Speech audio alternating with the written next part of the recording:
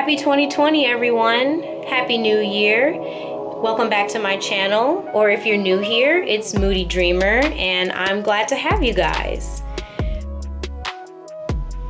I hope everybody was able to start out the year as peacefully and as productively as possible, because productivity is key to success.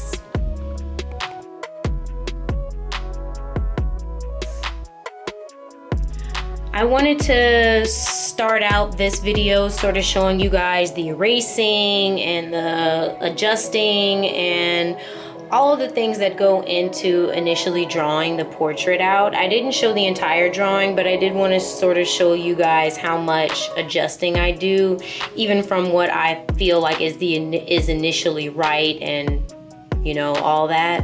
So that was what the beginning part was, but now I'm starting to add some color to the portrait, and I didn't show the entire full drawing, but if that is interesting, or if that is something people are interested in seeing, just let me know in the comments down below.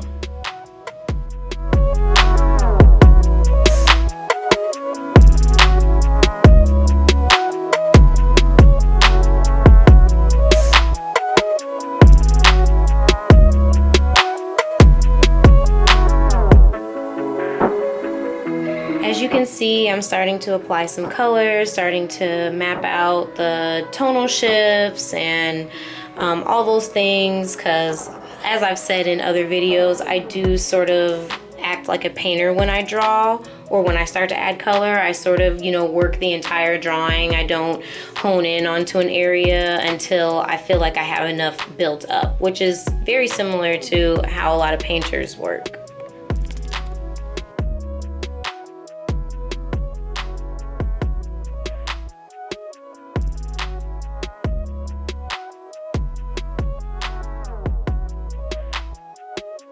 For those of you who aren't familiar with Draw This in Your Styles, it's basically when an artist puts out a concept or a character or just like a piece of art that they really like, and they want to see other artists' versions of it. So they'll put it out, they'll say draw this in your style, and then other artists will draw that character or whatever it is in, you know, their version or their style. So it's just really cool to sort of not have to think about a concept for it to already, you know, like be given to me, and I can just sort of like have fun and just change little things and adjust it to more the way I am. It's fun. I really enjoy it, and it's a way to experiment and exercise a lot of different creativity and do things that maybe you wouldn't normally do because it's not necessarily your subject matter. I know typically when I decide to do a Draw This in Your Style, I typically like to find a subject from real life and create and make them that character. And then I also like to do trippy and melty things as well. So you'll be seeing both of those elements in this drawing, in this Draw This in Your Style.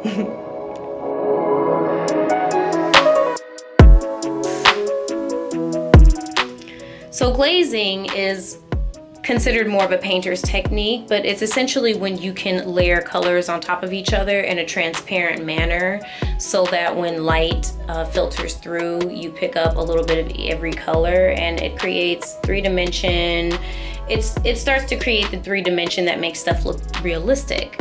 A lot of oil painters, a lot of old classical painters use this to, you know, depict people and places and all that type of stuff. The cool thing with Polychromes by Faber Castell, the cool thing about those pencils is that they are a harder pencil, which means when you do draw with them, the colors do come out a little bit more transparent versus maybe like a Prismacolor, which is a little bit more waxy, a little bit more opaque.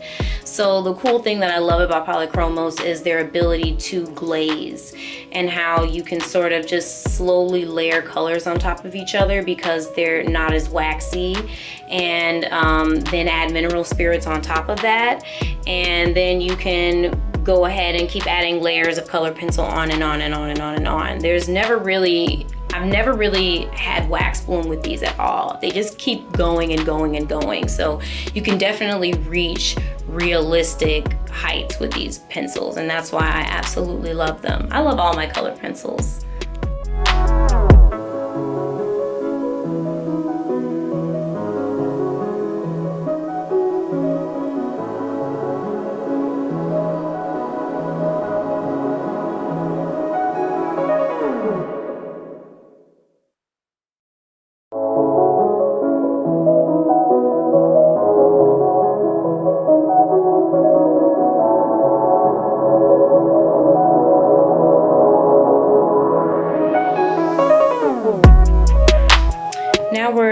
Moving on, I've already moved on from the hair, for which I am using colored pencil, or not colored pencil, excuse me, I'm using watercolor as the base to sort of lay down some color as a little faster than a colored pencil.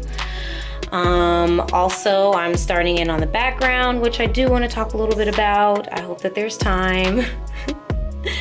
But yeah, so for the hair, I did start with watercolor, and really for the rest of the drawing, I'll be mainly starting with a layer of watercolor and then going over that with colored pencil. Some areas may not get any colored pencil because watercolor, mixed media has this wonderful ability to where it gives you the effects that you want quickly, you know, because you're using the materials that give it to you quickly. So, you know, if I were to try and make something look, you know, ghostly or surreal, or, you know, just like airy and foggy, it's harder to do that with colored pencils versus with watercolor. Watercolor it's very easy to create like that foggy, you know, like lighting sort of effect, glowy sort of effect with, you know, something that glides across the paper faster than what color pencil does.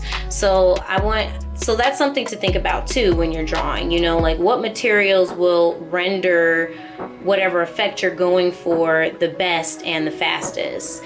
And that's really what I was experimenting with when I did this drawing. I wanted to, of course, use my color pencils for the portrait because that's what I love color pencils for portrait.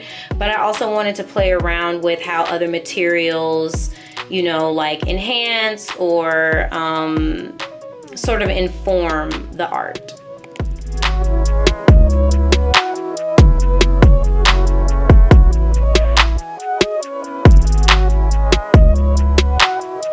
Now, there are some things to keep in mind when you use mixed materials, or, you know, like the paper, for example. The paper, and, you know, is it sturdy enough to handle water? You know, some things that are, you know, meant for dry materials aren't necessarily sturdy for wet materials, so that's something to think about.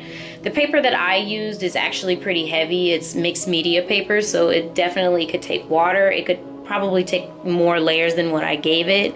I didn't, you know, paint, or I didn't tape it down or anything, so it did buckle while I was painting it and, you know, working on it, but that's not a really big deal for me. I just sort of like smash it in between two heavy books later, and that sort of flattens everything back out, and it doesn't really bother me. But I know some people like to tape their stuff down. I'm not one of those people.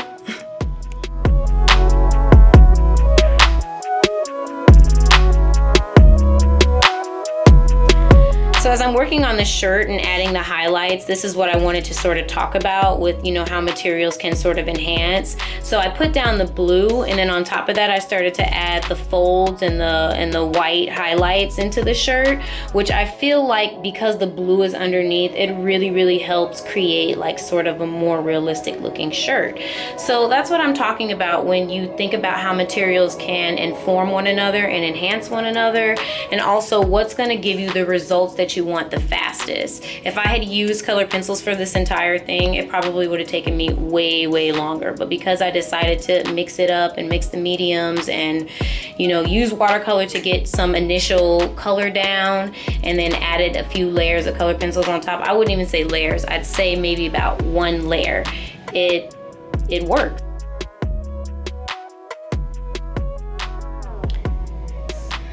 So yeah, just getting in the last little bits of highlights and details, things to make it more moody dreamer. And I can't wait for you guys to see sort of like the changes I made, and sort of the things that I did to make it my own. Yeah, I just can't wait. Also, I'll have a couple of other Draw This in Your styles up at the end that I've done in the past. I just recently started my YouTube channel and I just recently started recording, so yeah. Here are those white highlights that I usually like to add in the end. They do lean towards making it look less realistic just because they're so bright and bold, but I just love how they look. I just love white highlights at the end. They just give it like an ethereal look. So that's the finished result. If you guys did enjoy this, I hope you guys like and subscribe and support both the original artist as well as the artist, the person that I sourced the photo from. Here are the other couple of Draw This in Your styles I've done in the past. Thanks for watching. Please go ahead and check out my Instagram. It's Moody Dreamer with zeros, not O's.